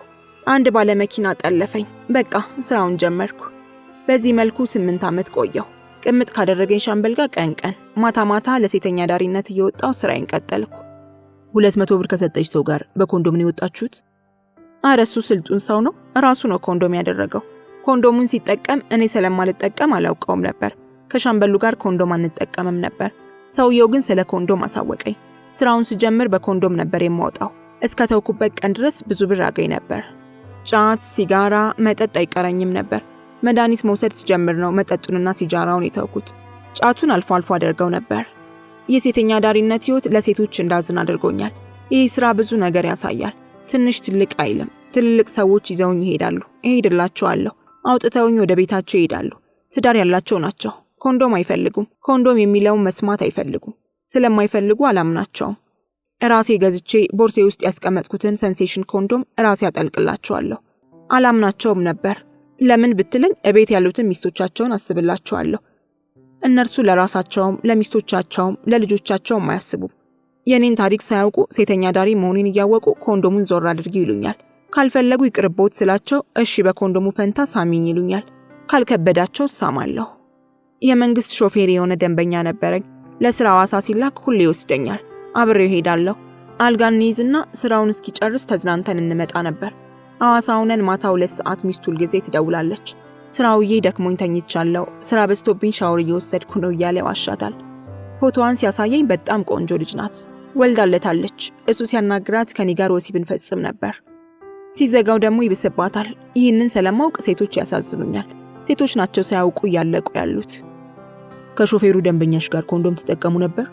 እሱ ዘልዛላ ቢሆንም እኔ እጠነቀቅለታለሁ። ለዛች ቆንጆ ሚስቱ ስል አዝንለታለሁ። ኮንዶሙ ይቅር ካልኳቸው የሚደሰቱ ናቸው ብዙዎቹ ወንዶች። ኮንዶም ከሌለሽ አናደርግም የሚሉ በቁጥር ትንሽ ናቸው። ሾፌሩም ይፈልግ ነበር። እኔ ግን እሺ አልለውም። ግን ይስመኝ ነበር። በደንብ ነበር የሚስመኝ። መሳሳም ይወድ ነበር። ለ20 ዓመታት ከኤችአይቪ ጋር በጥንካሬ መኖርሽ አያስገርምሽም? በጣም ያስገርመኛል። ሁሌን የሚያሳስበኝ። ሁሌ አስባለሁ። ነገሮች ይምታቱብኛል። በአንድ በኩል የሰው ባል ስላማገጥኩ ይሆናል ብዬ አስባለሁ። በሌላ በኩል ደግሞ ያሳሳተኝ ሰውየው መሆኑን ሳረጋግጥ እረሳውና እንዲሆኜ መኖር የድንግል ስራ መሆኑን እገነዘባለሁ። እኔ የተያዝኩት ቀብጫ አይደለም። እኔ የተያዝኩት እግዚአብሔር የሚወደውን ደግ ስራ ሰርቼ ነው። ያቺ የሞተችው ሴትዮ መርቃኛለች። የትኛው ሰው ነው የማያውቀውን ሰው ሽንትና ደም አይነ ምድር የሚጠርጋው? ገላዋን አጥቢያት ወዲያው ትበላሻለች። አጥባታለሁ። የምጠየፈው ነገር አልነበረም። እና ሳስብ አዛኝቷ ድንግል አዝናልኝ ነው። ደግነቴን አይታ ነው፣ የዋህነቴን አይታ ነው ለዚህ ሁሉ እድሜ ያበቃችኝ። የጸረ ኤችአይቪ መድኃኒት መውሰድ ስጀምር ወድቄ ነበረ። የምሞት ነበር የመሰለኝ። ቤቴን ዘግቼ ሞቴን ነበር የምጠባበቀው። በጠና ታምሜ ቤቴን ዘግቼ ሳለው አከሬ ሴትዮ ደንግጠው መጡ። ወድቄ ስለነበር ሊያስታምሙኝ በሬን ከፍተው ገቡ። በሞትኩት ብለው ሲነካኩኝ፣ ሳይጠየፉ ሁሉንም ነገሮች ሲነካኩ እኔ እንደተያያዝኩ እንዳይያዙ ተሳቅቄ ጮኩባቸው። የኔን ነገሮች ሊነኳቸው ነበር። ኤችአይቪ ነው የያዘኝ፣ መድኃኒቱን ጀምሬ ነው እንዳልላቸው ከቤት ያስወጡኛል። የጡት ካንሰር ነው የተጫወተብኝ፣ ተዋይንኩት፣ ጥሩ አይደለም ብዬ ያስወጣኋቸው። አዛኝቱ ማርያም አዘነችልኝ። መድኃኒቱን ለመድኩትና ደህና ሆንኩ። መድኃኒቱንም ስወስድ በጣም እጠነቀቃለሁ። ፋብሪካ ነው የምሰራው፣ የሌሊት ገቢ ነኝ ስላቸው ያዝኑልኝ ነበር። አግቢ ብለው ባል ያመጡልኛል፣ እኔ መልሳለሁ። ጥሩ አከራይ ናቸው። ኤችአይቪ ያለባት ከተባለ ግን አይኔን ማየት አይፈልጉም። ኤችአይቪ መቼ እንደተከሰተ ታውቂያለሽ? አዎ አውቃለሁ። መቼ ተከሰተ? እንደ አውሮፓውያን አቆጣጠር በ1981 ነው የተከሰተው። ልክ ነኝ አይደል? ልክ ነሽ። ያቺ ስታስታመሚያት የነበረችዋ ሴት በኢትዮጵያ ከተያዙት የመጀመሪያዎቹ ሰዎች ውስጥ አንዷ ልትሆን ትችላለች። ልክ ነህ። እኔም እኮ እንደዛው ነኝ። የእሷ ስራ ነው ያኖረኝ። ጸጋዋ አይጓደልባትም እመቤቴ። 20 ዓመት ሙሉ ልቤን አጠንክራልኛለች። የስንቱ ሞት አይቻለሁ። ክብር ምስጋና ይድረሳት እመቤቴ። በእሷ ነው ያለሁት። አጠገቤ ስንቶች አልቀዋል። ከአንቺ ጋር ይሰሩ የነበሩ ፖዘቲቭ ይሆኑ አሉ? ሞልተው ፖዘቲቭ ሴቶች ይበዛሉ። አንዷ ይህን ስራ ትሰራ ነበር። አገር ቤት ሄዳ ተመርምራ አለብሽ ተባለች። ቤቷን በ20 ሺህ ብር ሸጣ መጣችና ስራውን በስርዓት ተያያዘችው። አሁን እሷ ትሰራለች። ኮንዶም ከተጠቀመ ዝም ትለዋለች። አልፈልግም ካላት እሺ ትለዋለች። ምንም አይጨንቃትም። እኔ እየመከርኳት ነው። ብዙዎቹ ደግሞ መመርመር ይፈራሉ። ሳይመረመሩ ይሰራሉ። ኮንዶም ይጠቀማሉ። ሁሉንም ያስተናግዳሉ። ከተጠቀሙ ዝም ይላሉ። አልፈልግም ካላቸው ብር ጨምር ይሉትና ይሄዳሉ። አለብን ብለው ስለሚፈሩ መመርመር አይፈልጉም። የቀበርኳቸውም አሉ። በተለይ 2ቱ ተሰቃይተው አልጋ ይዘው ሞቱ። እኔ ተመርምራችሁ ራሳችሁን አውቃችሁ መድኃኒቱን እየተጠቀማችሁ ስሩላችኋለሁ። እነሱ እሺ አይሉኝም። ምን ያህሎቹን ቀብረሻል? 6ቱን ቀብሬያለሁ። በዚሁ በሽታ በጠና ታመው አልጋ ይዛሉ። ትንሽ ሲሻላቸው ይወጣሉ። አንድ 10 ቀን ሰርተው ይታመሙና አልጋ ይዛሉ። አንድ 6ቱን ቀብሬያለሁ። ታመው እየሰሩ ያሉም አሉ። 4 ዓመት ተሰቃይተው የሞቱም አሉ። የኔ ተአምር ነው። ምናልባት ንጽህና ይሆናል ለዚህ ያበቃኝ ብዬ አስባለሁ። ያንቺን ያውቃሉ? አያውቁም። ያቺ ቤቷን ሸጣ መጣች ያልኩ ብቻ ታውቃለች። ሌሎቹ አያውቁም። እርግጠኛ ነኝ 10ሩም ቢመረመሩ 10ሩም ይኖርባቸዋል። በየቀኑ 2-3 ሰው ያወጣሉ። 2ቱ ኮንዶም ያልተጠቀሙ ናቸው። እኔ ግን ይህንን አልፈጸምኩም። እንደነገርኩ ለቤተሰቦቻቸው አዝናለሁ፣ ለሚስቶች አዝናለሁ። ወንድ ልጅ ከጠጣ ሞኝ ነው። እኔ ትንሽም ስለተማርኩ አስባለሁ። ሌሎቹ ፊደል አልቆጠሩም። መድኃኒቱን በአግባቡ ትወስጃለሽ? አዎ፣ በነፃ ነው የሚሰጠኝ። ሐኪሞቼ ደግሞ ይወዱኛል። ኮንዶም አልጠቀምም ሲሉኝ የማልሄደው ለራሴ ምስል ነው። ሐኪሞቼ በሌላ አይነት ኤችአይቪ ዝርያ ልትያዥ ትችያለሽ ስለሚሉኝ አላደርገውም። የጸረ ኤችአይቪ መድኃኒቶችን ሐኪሙ ባዘዘልኝ መሰረት ሁልጊዜ ወስዳለሁ። አንዳንድ ቦታ ሆኜ ሰው ከፈራው ቀስ ብዬ እያወራው ወስደዋለሁ። የኔ ትልቁ ችግር የጸረ ኤችአይቪ መድኃኒት ተጠቃሚ መሆኔን ሰው እንዲያውቅልኝ አለመፈለጌ ነው። ይህን የሚያውቁት ያንተን ስልክ የሰጡኝ ደንበኜ፣ አብራኝ የምትሰራው ጓደኛዬና ሐኪሞቼ ብቻ ናቸው። ቤተሰቦችሽ አሉ? አዎ፣ ስራ የያዙ እህቶች አሉኝ። ደካማ እናትም አለችኝ። አልፎ አልፎ ብር ልክላታለሁ። ልጅ አልወለድሽም? አልወለድኩም፣ ግን እንደራሴ ልጅ አድርጌ የማሳድገው አለ። የቤተሰብ ልጅ ነው? አይደለም፣ ታሪኩ ብዙ ነው። እንጦጦ ጸበል ጀምሬ ነበር። እንጦጦ 15 ቀን፣ ጻድቃኔ 3 ቀን ተጠምቄያለሁ። እንጦጦ እየተጠመቅኩ ሳለ አንዲት እንደኔው ፖዘቲቭ የሆነች ሴት ከባለቤቷ ጋር ይጠመቁ ነበር። ስንጠመቅ እኔ ትቼ ወጣሁ። እሷ ተጠምቃ ዳነች። ስትመረመር ነፃ ሆነች። ነፃ ከሆነች በኋላ ያልዳነውን ባሏን ትታ ተሰወረች። የት እንደሄደች አይታወቅም። ባሏ ፈልጎ አጣት። ስናፈላልጋት ከባልሽ ጋር ተመልሰሽ መኖር ከጀመርሽ እንረግምሻለን፣ ልጃችን አይደለሽም ብለው ቤተሰቦቿ ሲያስፈራሯት ባሏንና ልጇን ትታ ተሰወረች። አግብታ እየኖረች ነው የሚል ወሬ ሰምቻለሁ። አንድ ልጅ ነበራቸው። ልጁን ወስጄ ያሳደግኩት። አባቱ አልፎ አልፎ ይጠይቀዋል። እኔ እናቱ እንደሆንኩን የሚያውቀው። እሱም ፖዘቲቭ ነው? ሳመጣው መስሎኝ ነበር። ሄጄ ሳስመረምረው ነፃ ተባለ። ደስ አለኝ። እያስተማርኩት 3ኛ ክፍል ደርሷል። ስንት ዓመቱ ነው? 8። በስንት ዓመቱ አመጣሽው? የወራት ዕድሜ ነበረው። በጠበል መዳኗን ማን ነገረሽ? አብረን ነበርን እኮ። እሷም ሌሎች ብዙ ጠበልተኞችም ተፈውሰዋል እንጦጦ ማርያም። እሷ ምን ይሳናታል? በእመቤቴ ያመነ ይድናል። ሴትየዋ ግን ድና ተሰወረች። የዚች ዓለም ነገር ይኸውልህ እንዲህ አለ ነው። ሕፃኑ ልጅ ትጠነቀቂለታለሽ? አዎ፣ የጥርስ ብሩሾቼን መድኃኒቶቼን ሁሉ ቆልፌን የሚሄደው። እሱ ቅር የሚለው ማታ ማታ ሲሄድ ብቻ ነው። ከተውኩ በኋላ ግን ተደስቷል። ለአባቱ ልጅ ነፃ ሆነ ስለው አላመነም። በሚስቱ በጣም አዝኗል። እመቤቴ እንደፈወሰቻት ስታውቅ ባሏን ትታ ጠፋች። በዚህ ይሰማዋል አባትየው። በልጁ ነፃ መሆን ግን ተደሰተ። የሚያሳሳ ልጅ ነው። መድኃኒቱን ስውጥ ምንድን ነው ብሎ ይጠይቃል። ያው ልጅ ጭንቅላት ፈጣን ነው። ታዲያ እኔ እሱ ፊት አልቅምም። እየተከስኩ መስዬ ለቀዋለሁ። ሁሉ ሰው ልጄ እንደሆነ ነው የሚያውቀው። የሚተኛው 1 ሜትር አልጋ ላይ ነው እንዳዋቂ። ከኔ ጋር አይተኛም፣ ከኔ ጋር አይነካካም። በጥንቃቄ እያሳደግኩት ነው። ብታየው ጥፍጥ ያለ ልጅ ነው። ባልወልደውም ልጄ ነው። የሰፈር ሰው ይወደዋል። አባቱ አንቺ ፖዘቲቭ እንደሆንሽ ያውቃል? አያውቅም። ቢያውቅም አይሰጠኝም ነበር። እኔ አሁን ተቀይሬያለሁ። መተው አለብሽ ካልከኝ በኋላ የጓጓሁት ቤተክርስቲያን ውስጥ ለመግባት ፈቃድ ስላገኘው ነው። በዚያ ህይወት ውስጥ እያለው እንደ ውሻ ደጅ ነበር የምቆመው። ቤተክርስቲያን ስለማልሄድ እቤቴ ሆኜ ውዳሴ ማርያም የዘውትር ጸሎት አነባለሁ። እስከ ስንት ተምርሻል? በደንብ ተምሬያለሁ። 12ኛ አጠናቅቄያለሁ። ምስራቅ አጠቃላይ 2ኛ ደረጃ ትምህርት ቤት ነው ያጠናቀቅኩት። እንዲሁም እዚያው ትምህርት ቤት ውስጥ በማታ የትምህርት ክፍል በሂሳብና መዝገብ አያያዝ ትምህርት 4 ዓመት ተምሬያለሁ። በኋላ ደግሞ በምግብ ዝግጅትና መስተንግዶ በ2000 ዓመተ ምህረት ለ11 ወር የተሰጠውን አጠናቅቄያለሁ። ቲ ቦርሳዋን ከፈተች። ከዚያም ማስረጃዎቿን አሳየችኝ። አየኋቸው። ቲ ጎበዝ ተማሪ ነበረች። የምስራቅ አጠቃላይ 2ኛ ደረጃ ትምህርት ቤት ማስረጃዋ ላይ የአቶ ይስሐቅ ድንቁ ገብረ ማርያምና የሞገዝ ጸጋቸሩ የማይነበብ ፊርማ ተሰፍሮበታል። የምግብ ዝግጅት ሰርተፊኬቱንም አየሁት። በካቶሊክ ሀገረ ስብከት ሴቶች እድገት መለስተኛ ቴክኒክና ሙያ ማሰልጠኛ ማዕከል የመድህን ገብረ ዮሐንስ ተክሉና የሲስተር አብርሃት ተስፋዬ የማይነበብ ፊርማ አርፎበታል። ቲ ቦርሳዋን ቆለፈችው። እንካ ኮፒዎቹን ውሰዳቸው። ስራ ካገኘህልኝ ለቀጣሪዎቼ ስጣቸው። አይዞህ፣ አላሳፍርህም። የተዋጣልኝ የምግብ ባለሙያ ነኝ አለችና አይኖቿን ባቀረሩ። ግን አላለቀሰችም። እንደምንም ታግላ ወደ ውስጥ መለሰቻቸው። ጥንካሬዋን አየሁት። በሰለጠንሹ ሙያ ስራ አልሞከርሽም? ስራው ሲያስጠላኝ ስራ ፈልጌ ያገኘው። በሰለጠንኩበት ሙያ ስራ ጀመርኩ። በእንጨት ስለሆነ ከበደኝ። እሳቱ ሲያስቸግረኝ የተለያዩ ቦታዎች እየቀየርኩ ሞከርኩ። ሲከብደኝ ተውኩት። ስንት ይከፍሉሽ ነበር? 500 ብር ይከፍሉኝ ነበር።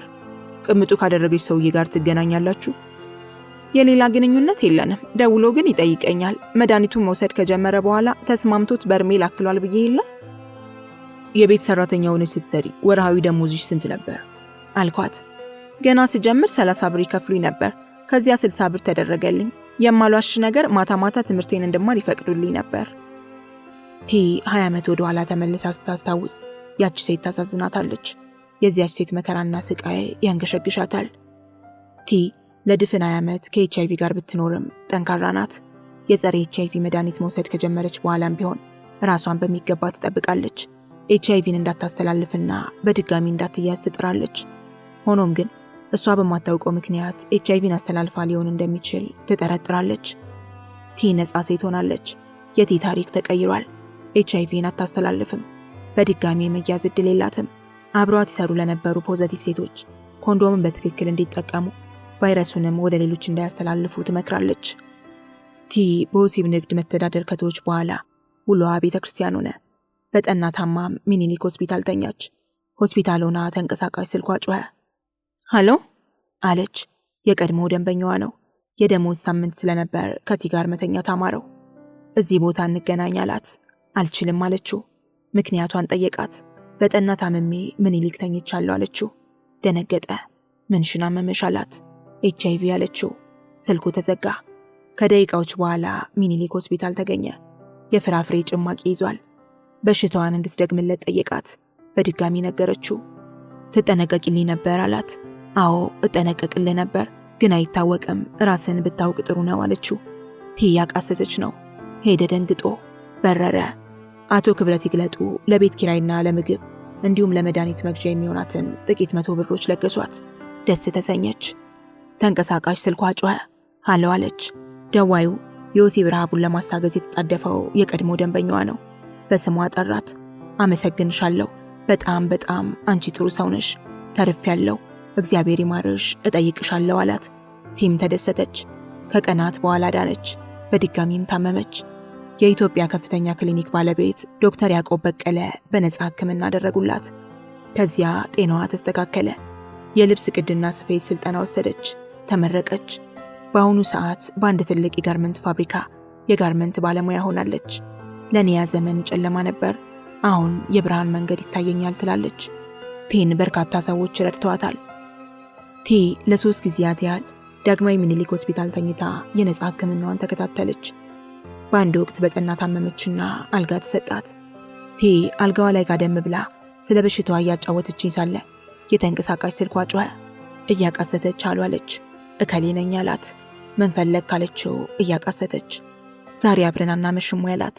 አልችልም አለችው። ደሞዜ ነው ዛሬ፣ በዚያ ላይ ናፍቀሽኛል፣ እባክሽ እንገናኝ አላት። ታምሜ ምኒልክ ተኝቻለሁ፣ ናና ጠይቀኝ ብላው ስልኩ ተዘጋ። በዚህ ህይወት ውስጥ እያለሁ ደንበኛዬ ነበር። ዛሬ ደሞዙ ስለሆነ ከኔ ጋር ማደር ፈልጎ ነው። ሊጠይቀኝ ሲመጣ ሁሉንም ነገር በዝርዝር ነግረዋለሁ። አንተ አትሂድ አለችኝ። ከግማሽ ሰዓት በኋላ መጣ ደዋዩ። ምን ሆንሽ? ታመም ያለው። እንዴት አደረግሽ? በቃ ከታመምኩ ቆየሁ። ምንድነው አሉ? HIV ነው ከዋለ። እሷ ነፃ ሆነች። አቀርቅሮ ቀረ። ምንም አልተነፈሰም። ራሱን ካረጋጋ በኋላ ከኔ ጋር እያለሽ ጀምሮ ነው? አዎ ቆይቷል። ደሜ ንጹህ አይደለም። ትጠነቀቂልኝ ነበር አላት። የተጠቀምነው በኮንዶም ነው፣ ግን አይታወቅም። ተመርምረ ራስን ካላወቅ ማረጋገጥ አይቻልም አለችው ያቃሰተች። ያመጣላትን ፈሳሽ ጁስ ቀስ ብሎ መሬት ላይ አኖረው። አሁኑኑ ተመርመር አለችው። እንደ ተወዛገበ ወጥቶ ሄደ። እያቃሰተች ሳቀች። አየህልኝ ኤርሚ፣ ደሞዝ ስለወሰደ ከኔ ጋር ለማደር ደወለ። ሐኪሟ ሲጠጋት ገለል አልኩ። ከሰዓታት በኋላ ተንቀሳቃሽ ስልኳ ጮኸ። ሃሎ አለች። እኔ ነኝ። ተመርምሬ ራሴን አውቄያለሁ። ደምህ ንጹህ ነው ብለውኛል። ስለተጠነቀቅሽልኝ አመሰግናለሁ። አይዞሽ፣ ከጎንሽ ነኝ። ስልኩ ተዘጋ። ቲደስ አላት። ሳቀች። ደዋዩ ሳይውል ሳያድር ተመርምሮ ራሱን አወቀ። ቲ አስተማረችው። ከዚያም ጤንነቷ ወደ ነበረበት ተመልሶ ከዳግማዊ ምኒልክ ሆስፒታል ወጣች። የሆስፒታሉ የሕክምና ባለሙያዎች ለጤንነቷ መመለስ ተረባርበዋል። እሷም ታመሰግናቸዋለች። ቲ ደፋር፣ ጠንካራ፣ ነፃነትን ፍለጋ የምትጥር ቢሆንም አልፎ አልፎ ባርነት ይሰማት ነበር። ሐዘንም ይገባት ነበር። ፍራቻ፣ የወንዶች ጥላቻ የሚፈታተናት ነበር። ዛሬ ግን ያልፏል። ሰላም፣ ፍቅር፣ ደስታና ንጽህና ይሰማታል። አሁን ሁሉም ተቀይሯል። በቲ ልብ ውስጥ ሀፍረትና ውርደት የለም። የሥጋ ምኞት፣ የሞራልና የዝሙት ጉድፈትም የሉም። 3 ዱርዮች አፌ ላይ ካልሲ ወትፈው የተጫወቱብኝን አረሳውም። ቀጭን ፊት፣ ወፍራም ሰውነት፣ ቦርጫም፣ ከሌሎቹ ሴቶች ጋር የማትነጻጸር፣ በግምት 40ዎቹን ለመጠጋት የተቃረበች የምትመስል፣ ከመሸታ ቤቱ ሴቶች ሁሉ ለየት ስትልብኝ ትኩረቴን ወደ እሷ አደረግኩ። አየኋት፣ አየችኝ። ጊዜ ሳታጠፋ ተንደርድራ መጣች። ለሰላምታ እጇን ዘረጋች። እኔም ዘረጋውላት። የሜታ ቢራ ሽርጥ ያሸረጠችው አስተናጋጅ ምን ልታዘዝ አለችኝ። ቦርጫሟ ቀድማ ቅዱስ ጊዮርጊስ ቢራ አዘዘች። ከዚያም ቀረበ። መሸታ ቤቱን ሊያደምቁ የተዘጋጁ ሴቶች በጣም ወጣቶች ናቸው። ከኔ ጋር ያለችው ሴት ቢያንስ በ10 ዓመት ሳትበልጣቸው አትቀርም። ተጫወት። እየተጫወትኩ ነው። ቤቱ በሕፃናቶች ተወሯል። እነኚህ የምታያቸው ሕፃናት በሙሉ አዲስ ገቢዎች ናቸው። የሚያደርጋቸውን የሚያሳጣቸው። ወንዱ ደግሞ እነርሱን ይፈልጋል። ሽማግሌዎቹም እነርሱን ይመርጣሉ። ይቺን እምቦቀቅላ ሕፃን ልጅ አየሃት? ወደ አመላከተችኝ አቅጣጫ ዞር አልኩ። ሁሉም እምቦቀቅላ ሕፃናት ናቸው። በጣም ሕፃናት። ሁሉም እኮ ሕፃናት ናቸው አልኳት። ቁምጣ የለበሰችዋን ተመልከታት። አየዋት። ይህች አንድ ፍሬ ልጅ የብዙ ዓመት ደንበኛዬን ቀምታኝ ልገላት ነበር። በገላጋይ ነው የተመለስኩት። ሲጥ አድርጊያት ከርቸሌ ነበርኩ። ትንሽ ልጅ እኮ ናት። የእነርሱ ልብ ትልቅ ነው። ገና በገባች በ3ኛው ቀን ደንበኛዬን ጠለፈችው። እንዴት አወቅሽ አንቺ? ያሻቸው ሰውነቴን ተጣጥቤ ከመጸዳጃ ቤቱ ስወጣ አስከትለው ስትወጣ ያስኳት። ሲጥል አደርጋት ነበር። ዘበኛውን ያገላገለን ደንበኛ አፍሮ ጠፋ። የስንት ዓመት ደንበኛሽ ነው? የ2 ዓመት ደንበኛዬ ነው። ቀርቶ አያውቅም? አያውቅም። በሳምንት አንዴ፣ በ15 ቀን አንዴ ብቅ ይላል። ባለትዳር ነው? ባለትዳር ነው። የኔ ደንበኞች ትዳር ያላቸው ናቸው። ስንት ደንበኞች አሉሽ? በቁጥር? አዎ 8 ይሆናሉ። የደንበኞቿን ስም እየጠራች ቆጠራ ገባች። 1 2 3 እያለች ቆጠረች። ከዚያ 9ኛውን ስም ጠራች። 9 ደንበኞች አሉኝ። አንዱ ይኸውልህ መጣ። እያው ቆየኝማ አለችና ራቅ ብለው ወደ ተቀመጡት አዛውንት አመራች። ሰላምታ ተለዋወጡ። ከዚያም ተሳሳሙ። ወንበር ስባም ተቀመጠች። ደንበኛ ይላጫውታቸው ተጫወት ብላኝም ሄደች። ከ20 ደቂቃዎች በኋላ ተመልሳ መጣች። እዚያ የቀረበላትንም ቢራ ይዛለች። ጥሩ ሰው ናቸው። ትንሽ አመም አድርጓቸው ጠፍተው ነበር። ዛሬ ወጉን አድርሰዋል። አባቴ እኮ ናቸው። ገባችሁ እንዴ? አዎና፣ አንተን ቁጭ አድርጌ ገባሁ። ስራም አይደል? በ20 ደቂቃ አስተናግድሻቸው? አዎን፣ ጥሩ ጠባይ ያላቸው ናቸው። 6 ወር አውቃቸዋለሁ። አንድ ቀን ጠባያቸው ተቀይሮብኝ አያውቅም። አንድ ቀን አጉድለውብኝ አያውቁም። እሳቸውን ይጣልልኝ አምላክ ይመስገን፣ ጠቅመውኛል። እንድቸገር አይፈልጉም። በገንዘብ በኩልም ቆንቋና አይደሉም። ስንት ይሰጡሻል? 60 ብር። ከ60 ብር በታች ሰጥተውኝ አያውቁም። ቆየኝማ ብላኝ በድጋሚ ተነስታ ሄደች። ለሁለተኛ ጊዜ አይኔ ተከተላት። ሰላም ያለችው ሰው አልነበረም።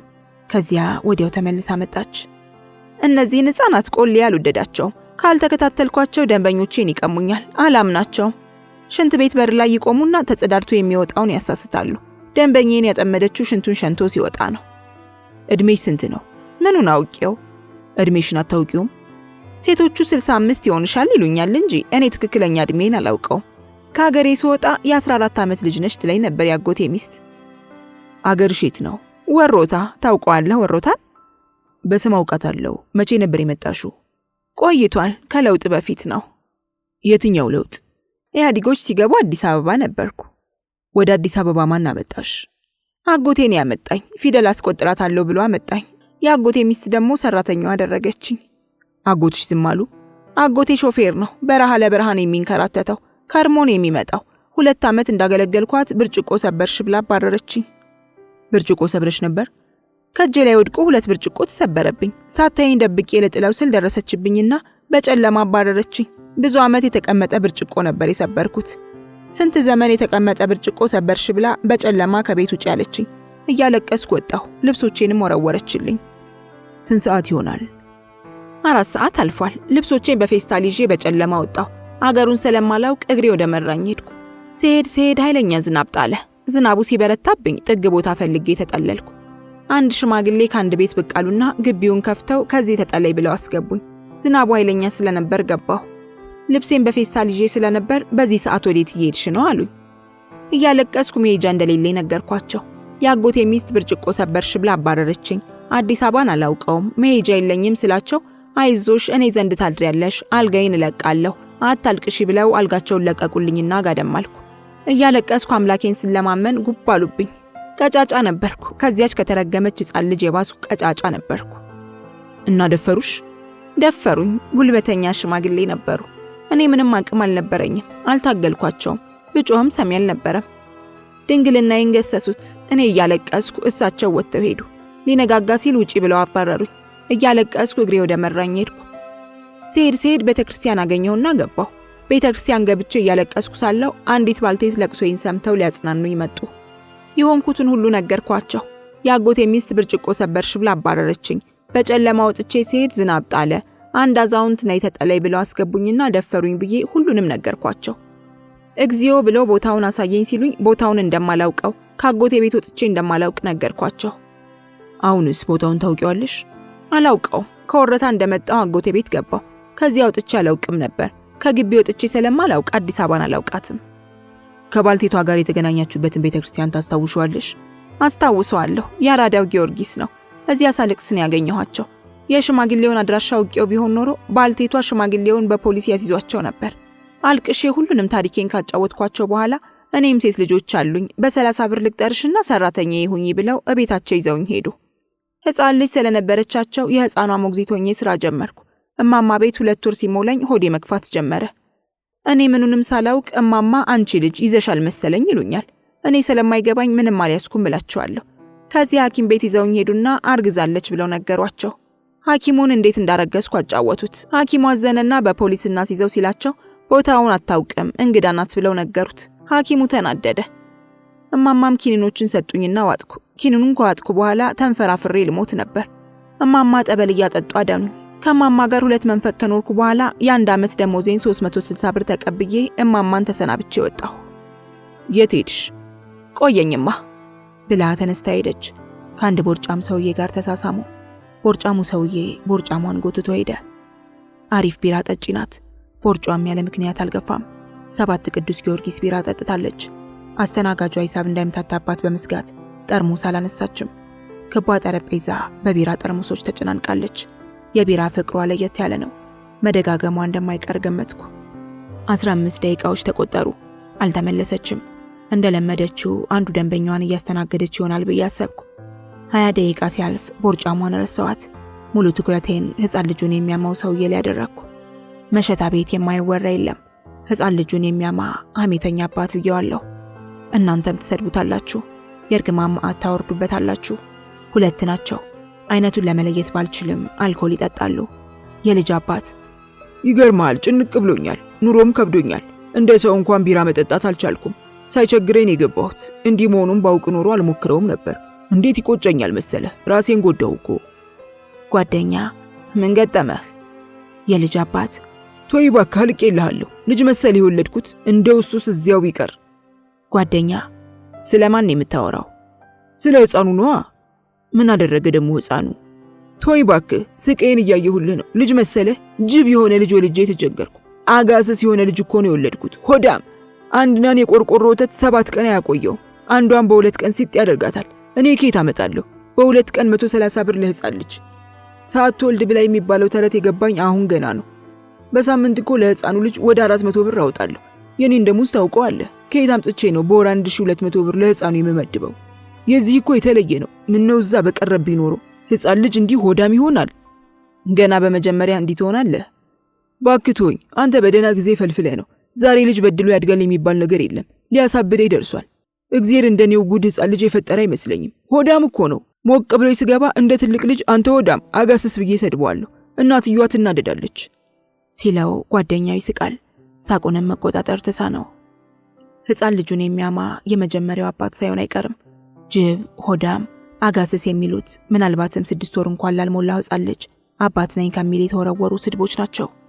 የአብራኩን ግፋይ ሆዳም፣ ጅብ፣ አጋስስ ብሎ የሚሰድበውን ሐሜተኛ አባት ጉድ ሰምቼ ከራሴ ጋር ክርክር ገጠምኩ። ሳትወልድ ብላ ያለውን በ2 ቀን 130 ብር ለሕፃን ልጅ የሚሉት ንግግሮቹ የተመላለሱብኝ። ቦርጫሟ ከቻለች። ቆየሁብህ? ጠፋሽ እኮ። ስራም አይደል ገብቼ እኮ ነው። በድጋሚ የሌሊት አዳር ስራ የሰይጣን ስራ ነው። የአዳር ስራ ቆሊያ አይወደውም። አዳር ከሰራው ዓመታት ተቆጥሯል። እንኳንስ ከማላቀው ወንድ ከደንበኞቼም ጋር ቢሆን አዳር አልወድም። ከሰይጣን ጋር ያደርኩ መስሎ ይሰማኛል። ይዞሽ የገባው ደንበኛሽ ነው? የቆየ ደንበኛዬ ነው። በ3 ሳምንቱ ነው የመጣው። እረፍት የለውም። ጊዜ ሲኖር ይጎበኘኛል። እኔም ማስደስቼ ልከዋለሁ። እግዚአብሔር ጥሩ ጥሩ ወንዶችን ስለሰጠኝ ሁሌም አመሰግነዋለሁ። 9ኙም ደንበኞቼ ጥሩዎች ናቸው። እንድቸገር አይፈልጉም። እንደኔ ጥሩ ጥሩ ወንዶችን የሰጣት ሴተኛ ዳሪ የለችም አለችኝ። እግዚአብሔር የሚያስቡላትን እንድትቸገር የማይፈልጉ መልካም ደንበኞችን ስለሰጣት ታመሰግነዋለች። ስንት ከፈለሽ? 70 ብር። ሌላ ደንበኛሽ ቢመጣ ለ3ኛ ጊዜ ትገቢያለሽ? ምን ነው ለዛሬስ በቃኝ። ይልቅ ቢራስ መጣልኝ። አስተናጋጇን ባይኗ ፈለገቻት። ከዚያም ጠራቻት። ቢራው ተከፈተ። 8ኛዋ መሆኑ ነው። የቅድሙን ጨዋታ እኮ አልጨረሽልኝም። የቱን? የማማን። እማማ ጥሩ ሴት ነበሩ። ደም ሲፈሰኝ ይህ የወር አበባ ነው፣ ለአቅመ ሔዋን ስትደርሽ የሚመጣ ነው ብለው ያስተማሩኝ እማማ ናቸው። 2 መንፈቅ ከኖርኩ በኋላ የዓመት ደሞዜን ተቀብዬ ወጣሁ። መሄጃ ነበርሽ? እማማ ቤቶኜ ሱቅ ስላላክ ከባለ ሱቁ ጋር ወዳጅ ሆንኩ። እማማ ስንት ይከፍሉሻል ብሎ ሲጠይቀኝ በወር 30 ብር አልኩት። እኔ በ60 ብር አስቀጥርሻለሁ፣ ጓዝሽን ጠቅልለሽ ውጪ ሲለኝ አመንኩትና ደሞዜን ተቀብዬ ወጣሁ። ሌላ ቦታ አስገባሽ? በ60 ብር ደሞዝ ፒያሳ አንዲት ሴት ቤት ተቀጠርኩ። 2 ወር ሰራውና መስከረም ሆነ። ፊደል መቁጠር ስለምፈልግ ተማሪ ቤት አስገቡኝ።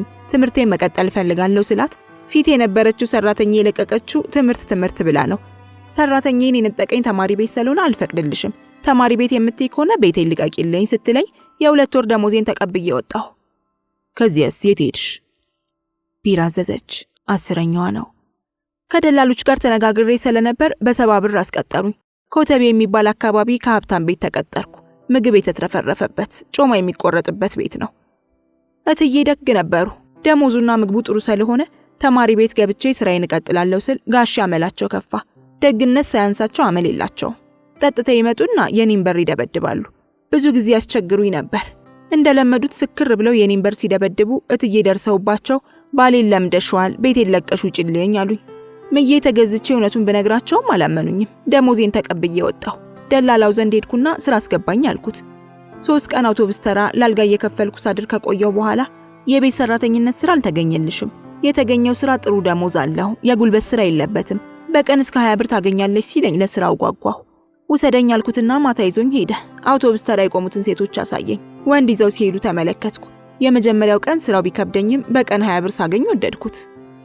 ስንት ሰዓት ትቆሚያለሽ? አውቶቡስ ተራ? አዎ። ከምሽቱ 1 ሰዓት ሲል አውቶቡስ ተራ ቆማለሁ። ሌሎችም ሴቶች ይቆማሉ። እንደኔ ያሉ ባላገሮች መጥተው ይወስዱኛል። ስንት እየከፈሉ? 5 ብርም 7 ብርም 3 ብርም ይከፍሉ ነበር። አልጋ አከራይ ሴቶች ከክፍለ ሀገር የሚመጡትን አልጋ ፈላጊ እያሉ ስለሚጮሁ የሚወስደኝ ወንድ አልጋ ከያዘ በኋላ ያስከትለኛል። ከዚያ ተመልሼ መጥቼ ይቆማለሁ። ሌላው ጋር እሄዳለሁ። በቀን ከምሽቱ 1 ሰዓት በኋላ ቆሜ 40 ብር አገኝ ነበር። 8 ወር ግድም እንደሰራው ዱርዬዎች ለ3 ተጫወቱብኝ። ታምሜ ስራ ቆምኩ። ስራ ላይ ያለሽ? አዎ፣ አንዱ ወሰደኝ። ሲጨርስ 2ቱን አስከትሎ ተጫወቱብኝ። ዱርዬዎች ናቸው። የሰራውትን 30 ብር ቀምተው ደፍረውኝ ሄዱ። እንዳልጮህ አፌን በካልሲ ያፈኑት። የኔ መከራ ማለቂያ የለውም። ካልሲያቸውን አውልቀው? አዎ፣ ተስማምቶ ይዞኝ የገባው ከጨረሰ በኋላ ሁለተኛው ዱርዬ ካልሲውን አፌ ውስጥ ከቶ አፍነው ተጫወቱብኝ። ራሴን ስቼ አልጋ አከራዮቼ ናቸው የደረሱልኝ። ሙቼ ነበር። ከዚያስ? ያጠራቀምኩትን እየበላው 15 ቀን ተኛሁ። 800 ብር አጠራቅሜ ነበር። ያችን እየበላው ዳንኩና ቡና ቤት ስራ ጀመርኩ። መርካቶ አንድ ቡና ቤት ገባሁ። 6 ወር ሰርቼ ዱከም ገባሁ። ከዱከም ሞጆ፣ ከሞጆ ናዝሬት፣ ከናዝሬት ሐዋሳ እያልኩ አለሁ። አዲስ አበባ ብቻ 25 ቤቶችን ቀያይሬያለሁ። መቀያየሩ ምን ይጠቅማል? አንድ ቤት ውስጥ ከዓመት በላይ መቆየት አልወድም። ሐዋሳን ለቅቄ የመጣሁት ቀበጦቹ አሮጊቷ እያሉ ሲያስመርሩኝ ነው። አዲስ አበባ የኔ ኩዮች ስለሚሰሩ ስድቡ ቀርቷል። 11ኛው ቢራ ቀረበ፣ ተከፈተ። ስንት ዓመት ሞላሽ? 10 ዓመት አልፎኛል። 14 ይሆነኛል። ስራው አይሰለችሽም? እንጀራዬ ነው። ምንም አይሰለቸኝም። ሴት በመሆን ያገኘሁት ስራ ነው። እግዜር ወንድ አድርጎ ፈጥሮኝ ቢሆን ኖሮ ሌባ ሆኜ አንዱ ይደፋኝ ነበር። ይችን እንጀራ ያመለከተኝን አምላኬን አመሰግነዋለሁ። እንጀራዬ ስለሆነ አይሰለቸኝም። ለትዳር የጠየቁሽ የሉም? ሚስታቸውን የፈቱ ሰዎች ይጠይቁኛል። እኔ በጅ አልልም። ለምን? ትዳር አልወድም። ብቻዬን ይሻለኛል። ደስተኛ ነኝ። እስከ መቼ? አንድዬ አምላክ እስኪወስደኝ ድረስ። ልጅ መውለድ አትፈልጊም? አልፈልግም። የወለዱት ምን አገኙ? ትምህርት ለመማርስ አላሰብሽም? አስባለሁ። መጻፍም ማንበብም አትችይም? አልችልም። አይምሮዬ ግን ብሩህ ነው። ትምህርት ቤት ጀምሬ ነበር ያልሽ መሰለኝ ቅድም። እማማ ቤት ሳለሁ እማማ ፈቅደውልኝ ተማሪ ቤት ገብቼ ነበር። ማታ ማታ እየተማርኩ ሳለ 11 ሰዓት ስገባ የወር አበባዬ ፈሶ ልብሴ ተበላሸ። ቀሚሴ ደም በደም ሲሆን ተማሪው አየ። የሚስቁብኝ ስለመሰለኝ እማማን ከዛሬ ጀምሮ ተማሪ ቤት አልሄድም አልኳቸው። ማየት አልጀመርሽም ነበር? የወር አበባ ያየሁት ተማሪ ቤት ሳለሁ ነው። ምንም አላውቅም ነበር። ከዚያ መልስ ነው እማማ ያስተማሩኝ። 12ኛ ቢራ ቀረበ፣ ተከፈተ። የተጠጣው ቢራ ቁጥሩ እየጨመረ በሄደ ቁጥር የሷን ማጠጣጥ ፈጥኗል፣ በጣም ፈጥኗል። ደንበኞቿን ለማስተናገድ ሽርጉድ ሄደት ትመለስ በምትልበት ሰዓት ተጸዳድታ እንደሆነ እንጃ። ከኔ ጋር ሆና ግን ወደ መጸዳጃ ቤት ስትሄድ አልተመለከትኳትም። ትስባለች፣ ትጠጣለች፣ ለሽንት መሄድ ግን የለም። በዚያ ላይ ፍጥነት ጨምራለች። ይህችን መከራ የተፈራረቀባት ሕይወት የጨከነችባት የወሮታ ልጅ ስለ HIV የምታውቀው እንድትነግረኝ የምታውቀውንም ለማወቅ ጓጓው። አትጽፍም፣ አታነብም። የመማር እድሏ በወር አበባ በድንገት መከሰት ተስተጓጉሏል። ሚስኪን ባትጽፍም ባታነብም ግን ብሩህ አይምሮ አላት። ስለ HIV ምን ታውቂያለሽ? ከድሮ ጀምሮ አውቃለሁ። ደንበኞቼ ይነግሩኛል። ከዚያ በፊትም አውቃለሁ። የቡና ቤት ሴት ከሞተች ብር አዋጡ እየተባለ በኤችአይቪ ሞተች ስለሚባል አውቃለሁ። ትጠነቀቂያለሽ? ድሮ አውቶቡስ ተራ ስቆም የማውቀው አልነበረም። ሐዋሳ ሳለሁ አንዲት ሴትዮ ታስተምር ስለነበር አወቅኩ። በኮንዶም እጠቀም ጀመር። ሬዲዮ ማዳመጥ ስለምወድ ስለ HIV ያውቃለሁ። ከዚያ በፊትስ? አውቶቡስ ተራ ስቆም፣ መርካቶ ሳለሁ፣ ሳሪስ ሳለሁ፣ ዱከም ሳለሁ ኮንዶም አልጠቀምም ነበር። ኮንዶምን መንካት ፈራ ነበር። ኮንዶም ስነካው በሽታ የሚይዘኝ ይመስለኝ ነበር። አንዳንድ ደንበኞቼ ኪሳቸው ውስጥ ኮንዶም ይዘው ሲዞሩ በሽታ አለባቸው እያልኩ አስብ ነበር። የዋሳዋ ሴትዮ ናት ያሳወቀችኝ። የአባላዘር በሽታ ይዞሽ አያውቅም? ጨብጥ ማለትህ ነው?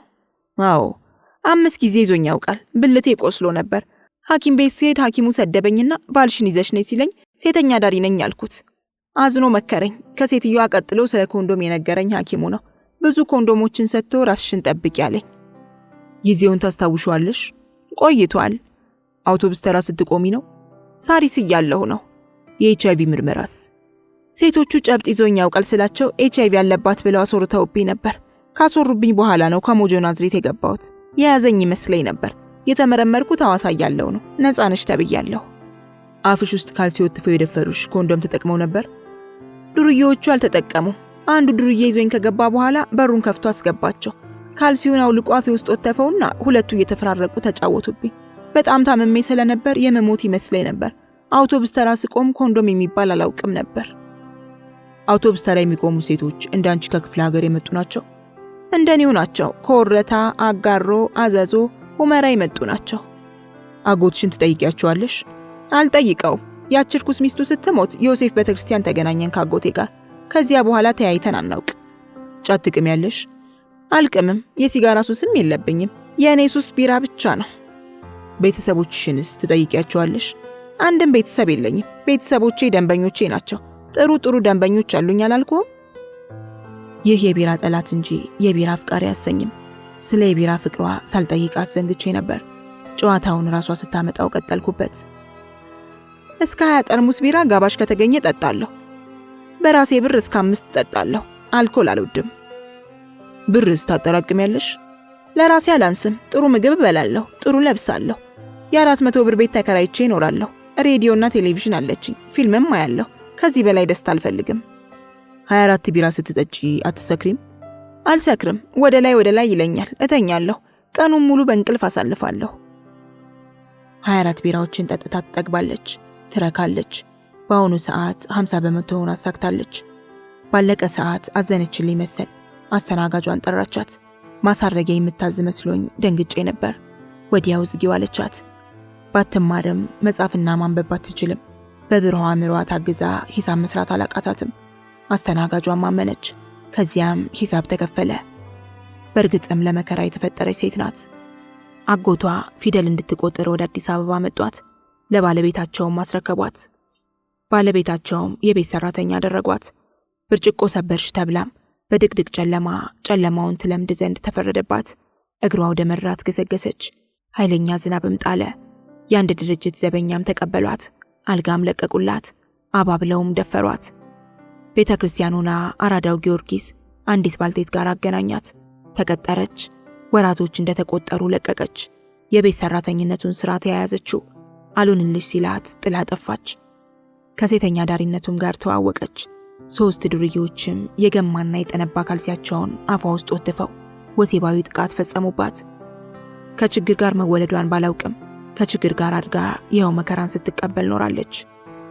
ለጽሑፌ ማሳረጊያ ይህንን ተጠቀምኩ። አንድ የሃይማኖት መጽሔት ላይ ያነበቡት ነው። ጸሐፊው ዲያቆን ዘላለም ቻላቸው የቤት ሰራተኞቻችንን እንዴት እናስተዳድራቸው በሚል ርዕስ ያሰፈሩት ነው። እህቶቻችን ወደ ቤታችን ሲመጡ የበርበሬና የሽሮ ዕቃ ከማሳየት ያለፈ ውይይት በማድረግ ያለንን ግንኙነት ከክርስትና ሃይማኖታችን ትምህርት በመነጨ ከተራ የቀጣሪና የተቀጣሪ ግንኙነት የተሻለና ከፍ ያለ የማድረጉን ጉዞ ገና ከመጀመሪያው ቀን ልንጀምረው ይገባል ይላል ጽሑፉ። አክሎም ኑሯቸውን በእቅድ እንዲኖሩ በማስተማርና በመምራት የቁጠባን ባህል እንዲለምዱና ነገ ለተሻለ ኑሮ ሊያበቃቸው የሚችል ገንዘብ እንዲያጠራቅሙ በመምከርና በመርዳት ከተቻለም ወደ ሌሎች የተሻሉ ስራዎች የሚያዘዋውሩበትን ሁኔታ በማመቻቸት እህቶቻችንን ልናግዛቸው ይገባል ይላሉ። የቤት ሰራተኞቻችንን እንዴት እናስተዳድራቸው? የወረታዋ ቆንጆ ትዳር መስርታ የአንድ ወንድ ልጅ እናት ሆናለች። የመሸታ ቤት ህይወቷን የጨለማ ዘመን ስትል ትገልጸዋለች።